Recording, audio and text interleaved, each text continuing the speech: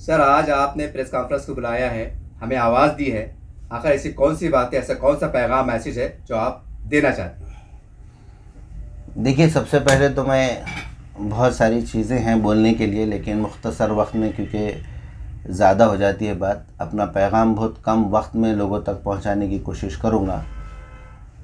सबसे पहले तो मैंने जो सलाम किया है उसके मायने से आपको शुरू करता हूं। जो अक्सर हमारे बरादरान वतन को एक बात चुभती है, वो सलाम करते हैं। सलाम का मतलब ये होता है कि भाई आप पर अल्लाह की सलामती हो।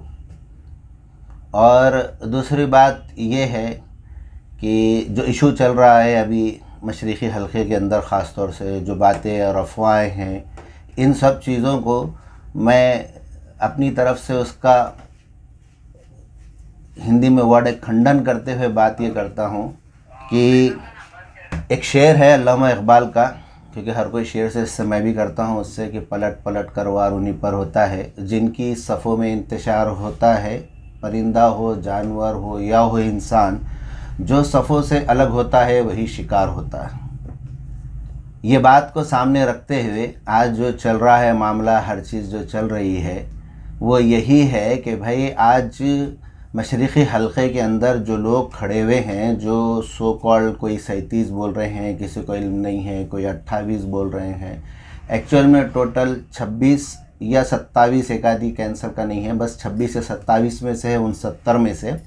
उसमें से बाकी सब गैर ईमान वाले भाई हैं हमारे।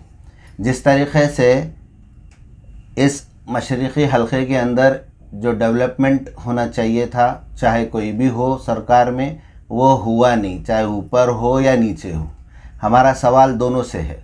खड़े रहने का मकसद ये है कि भाई आज जो सब लोग बोल रहे हैं कि भाई मुसलमान मुत्तहिद हो जाए, वो हो जाए, तो ये मुसलमान मुत्तहिद होने का जो नारा है, यही नारा एक बहुत ख़तरनाक काम करने वाला है आने वाले सालों में।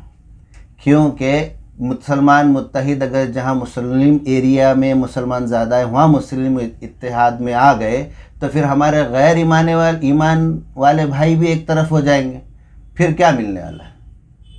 आपको अगर इत्तेहाद करना ही था, आपको अगर एक होना ही था, आपको अगर ये बातें करना था, इसको आम नहीं करना था। आपने लोगों से पर्सनल मिलना था, पर्सनल मिल के पर्सनल बात करना था, उनकी तकालीफ़ मालूम करना था कि भाई कौन क्या मामले में कैसा है क्या अब तक उन्हों कैसा पहुँचे, वो इतने कैसे नामचीन हो गए कि वहाँ से लोग आपको पैसे ला के दे रहे और इन्हों खड़े हो जा रहे। ये तो बात कुछ हज़म होने वाली है नहीं, ये सब बेहतर जानते हैं। भाई एक चीज़ है, मैं आपको ये चीज़ क्लियर कर देना चाहता हूँ कि हिटलर ने एक बड़ा प्यारा काम किया था जब ज्यूस के ख़िलाफ़ एक उसने वो करा था। उसने अपनी फ़ौज को इकट्ठा किया, एक मुर्गा लाया, मुर्गा का एक एक पर खींचा, उस खींचने पर वो मुर्गा तड़पा। जब उसके पूरे पर खींच लिया, उसको नीचे छोड़ दिया और तड़प रहा था, उसी वक्त अपने जेब से गेहूँ निकाला और उस मुर्गे के सामने से सर डालते हुए अपने जूते पे ला के रखा। वो मुर्गा वो दाना चुगते हुए ला के आके उसके जूते पे वो दाना वो चुग रहा था। आज हमारा एक मामला ये हो गया कि जो मुसलमान की फितरत थी तहक़ीक़ करके काम करने की, वो बंद हो गई। आज मुसलमान कोई एक लहर के साथ, कोई एक काम के साथ जा रहा है, कोई ये नहीं देख रहा है कि कौन क्या कर रहा है और क्या नहीं कर रहा है। रही बात मशरिक़ी हलक़े के अंदर जो 26-27 लोग खड़े हुए हैं, इसके अंदर 4-5 ऐसे हैं जो बड़े मजबूत हैं।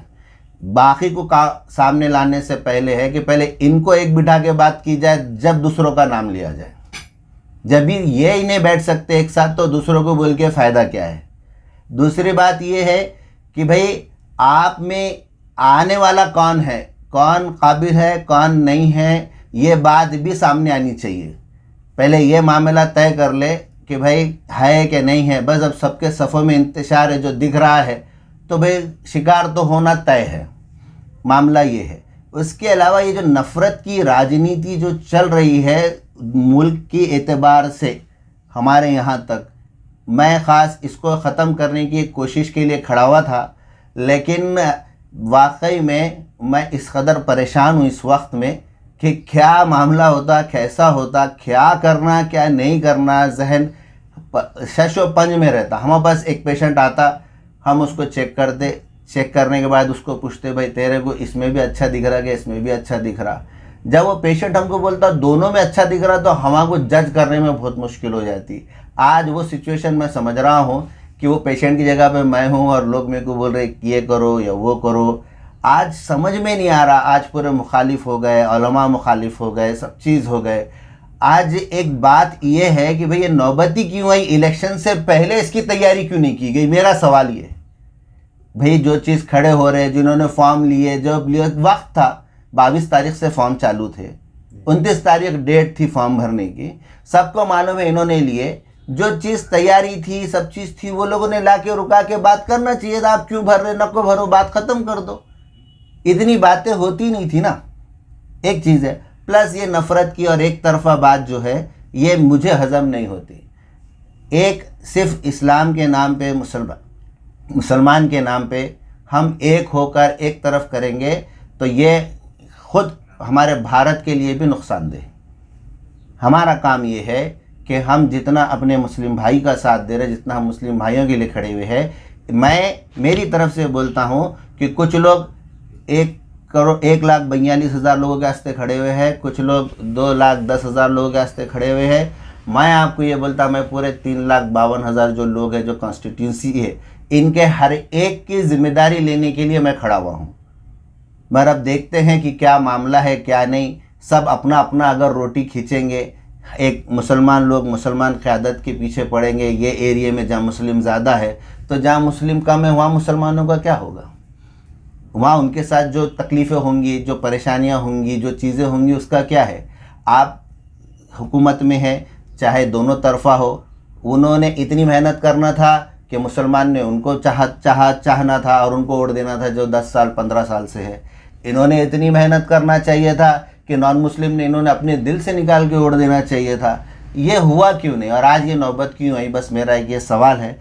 और एक चीज़ है जो सबसे प्यारी, और वो मैं आपको बताता हूँ कि इसके अंदर एक सिर्फ मेरे नज़रिए में जो बात है वो यही है कि अमीर पैसा लगाता है और 5 साल निकालता है, और गरीब वो 5 साल वो पैसा निकालने को ढोता है। आज एक आम आदमी की ज़िंदगी पे कितना फ़र्क पड़ा, मैं आपको 2-3 चीज़ें सामने रखता। हमारे पास पहले 3 दिन में नल आता था, आज 10 दिन में नल आ रहा। कोई इसके ताल्लुक़ से बात नहीं करेगा। ये 10 दिन के अंदर जो पानी उस नाली में जमा होता है तो वो भी एक गटर के जैसा काम करता है, वो जहर बनता है। अक्सर लोग गंदा पानी जो आता है बोलते गटर का है, गटर का नहीं होता। एक जगह पानी आप अपने घर में भी अगर रखो तो जो अतराफ़ में पाइप का जो जंग होता है उसकी वजह से वो ख़राब होता है। ये एक टेक्निकली बात है, लेकिन वो जब तक 15-20 मिनट वो पानी जो गंदा पानी बहाते नहीं तब तक हमको भी साफ़ पानी मिलता नहीं। लेकिन वो भी साफ़ पानी नहीं होता, उसके अंदर भी बीमारी के जरासीम पैदा होते हैं, जिससे हमारे पास बीमारियां आम हो रही हैं। दूसरी एक बात है जो बात करते हैं कि भाई हमारे पास, दूसरी बात ये है कि एक तरफ तो हुकूमत 1500 रुपये महीना जो है तो मस्तूरात को चालू कर दी है, और दूसरी तरफ टमाटे 100 रुपये किलो, गैस महंगा, सब महंगा। एडजस्ट एक गरीब कैसा करेगा, कोई गरीब सोच के नहीं करता है। अब तक कहीं पे आप जाओ, किसी से मदद मांगो, कोई एक मामला लेके जाओ, कोई आपको पैसा नहीं देगा। लेकिन ये इलेक्शन के एक 15-20 दिन 25 दिन के अंदर इतने पैसों का रेल पेल होता है जो हम तसव्वुर नहीं कर सकते। यही पैसा अगर इस 109 कॉन्स्टिट्यूशन में लगा दे तो यहाँ सिंगापुर नज़र आने लग जाए। आज यही मामला है। आज जो बातें हैं, आज एक चीज़, आज से 2008-2009 का एक वाक़या है। यहाँ पे एक कलेक्टर आया था जिसने एक बात उठाया था कि 24 घंटे बियर की फैक्ट्री को पानी जैकवाड़ी डैम का चालू है। 24 घंटे, 1 मिनट बंद नहीं होता। और जो जिसकी वजह से हुकूमत बनती, जो वोट देने वाले हैं, जो करने वाले हैं, उनको 10 दिन में पानी मिलेगा, वो भी 1.5-2 घंटा बस। और चार्ज कितना करेंगे साल भर का? 4200, 4500, 4800। कैलकुलेशन लगाइए, 6 घंटे एक महीने में, और 12 72 घंटे पानी का इतना चार्ज। आज हम कहाँ जा रहे हैं? हम ये नफ़रत की राजनीति में एक हिंदू और एक मुसलमान, एक मुस्लिम एक गैर मुस्लिम, ये क्यों महंगाई का बोझ ढोएगा? ये क्यों ऐसा करेगा? आज सबसे मेरा आप जनता से यही सवाल है कि आप इस बात को सामने रखिए कि भाई एक शेर है, शेर की खुराक गोश्त है। वो जब तक शिकार नहीं करेगा, वो जब तक जानवरों का खून नहीं पिएगा, वो जब तक जानवरों का गोश्त नहीं खाएगा, तब तक वो शेर नहीं कहलाएगा। और एक बकरी है, वो घास खाने वाली है। वो जब तक घास नहीं खाएगी, ना वो घास खाती है ना ये खाता है। लेकिन एक बात सिंपल है कि जब शेर बकरी का शिकार करता है ना, तो बकरी उस वक्त तक भागती है जब तक कि उसको यकीन हो जाए कि मैं इससे बच जाऊंगी।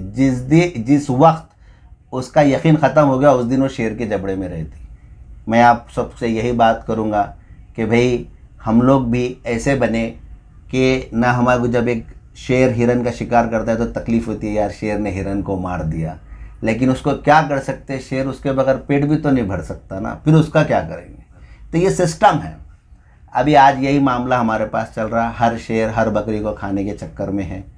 हम सब आपसे यही बात इल्तिजा करता है कि भाई आप ये सोचे समझे और इस पर कमेंट करें कि मैं क्या करूं। मैं इनके कमेंट इनसे हमारे भाई आए हैं उनसे लेके मैं आप तक और आगे की बात कैसे करेंगे मैं करूँगा। सर आजकल उलमा इकराम मैदान में आए हैं, तो उलमा इकराम को आपको पैगाम देंगे? जब आप इतनी बड़ी बात कर रहे हैं, इतना बड़ा मशवरा दे रहे हैं, तो खुल के ज़रा, जब इतनी बड़ी आप खुलकी की है, तो उलमा इकराम ने क्या करना चाहिए भाई? आना चाहिए कि नहीं आना चाहिए मैदान में? मेरी बात तो ये है कि उलमा इकराम जो आज खुल के आ रहे हैं, तो अब तक उलमा इकराम कहाँ थे? उलमा इकराम अभी भी आना चाहिए, पहले भी आना चाहिए था। उलमा इकराम ने मिल के बैठ के बात करना चाहिए था।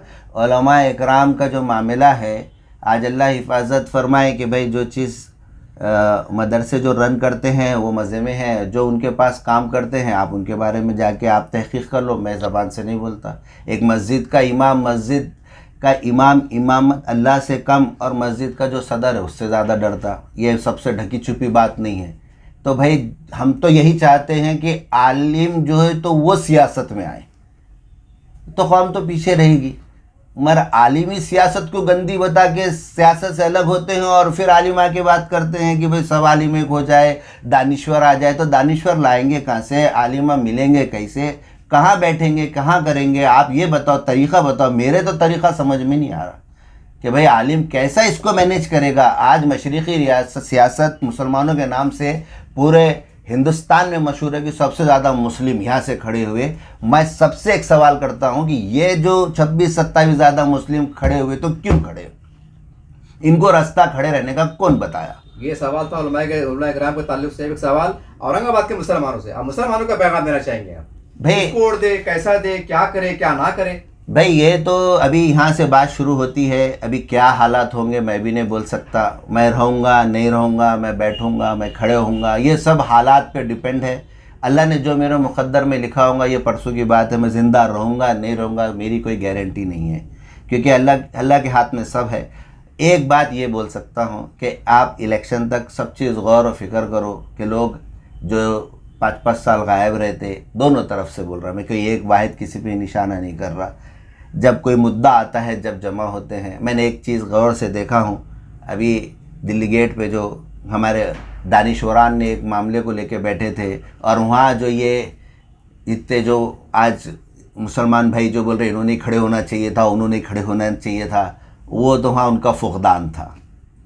जो मौलाना इकराम जो बोल रहे इल्मा इकराम, आज जो इल्मा इकराम से और जो आम मुसलमान से जो गैप ख़त्म हो गया ना, उसकी वजह यही है। आपने उलमा इकराम ने लोगों से ताल्लुक़ ख़त्म कर दिया। पहले हालात पे जुमा के अंदर बयान होता था, पहले मस्जिदों से लोगों के कामा होते थे, पहले मस्जिदों से लोगों के पूरे महल्ले के जो भी मसले हैं, वहाँ कोई भूखा है नहीं है, खाना है नहीं है, कैसा है, वो सब मस्जिदों से तय होता था। आज सब उल्टा हो गया मामला। आज कोई खाओ मत खाओ, भूखा रहो मत रहो, कुछ करो, इस्लाम किधर भी जाओ मैं मज़े में, बस मेरे पास माल मत्ता, बस इसके अलावा कोई दूसरा कोई बात नहीं करेगा और कोई दूसरी कोई वो चीज़ नहीं करेगा। कोई ये नहीं सोचेगा मेरा अल्लाह इस वक्त मेरे से क्या चाह रहा। बस आप अपना अपना मुहासिबा करें और वो करें। मैं ज़्यादा और बोलना नहीं चाहता, क्योंकि एक तो रील भी बड़ी हो जाती है, लोगों के कमेंट आते हैं आप बहुत ज़्यादा बोल दिए। तो बस यहीं पे मैं ख़त्म करता हूँ। बाकी आप ज़्यादा अक्लमंद हैं और आपको इशारा काफ़ी।